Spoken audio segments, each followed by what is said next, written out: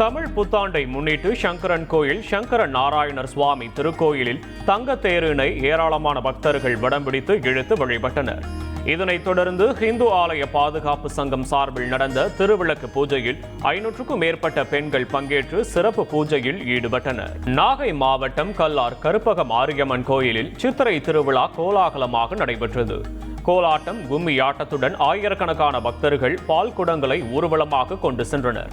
பின்னர் பக்தர்கள் கொண்டு வந்த பாலை கொண்டு சுவாமிக்கு அபிஷேகம் செய்யப்பட்ட போது திரளான பக்தர்கள் கலந்து கொண்டு சாமி தரிசனம் செய்தனர்.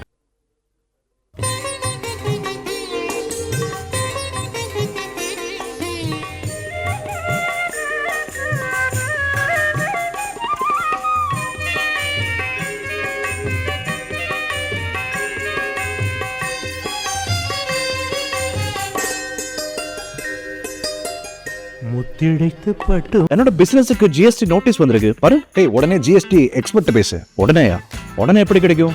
பாஸ் வாலா பி தி பாஸ். மூடிய கத்தியேந்தியவள்.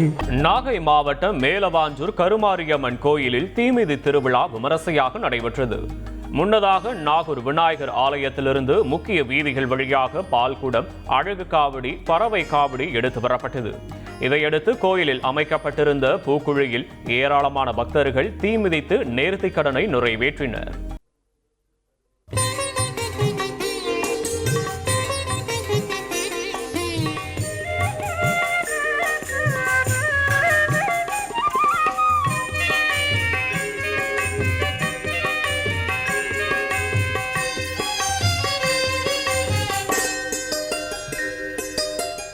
முத்திழைத்து பட்டு மூடிய கத்தியேந்தியவள், ஜடா முடி தரித்தவள்.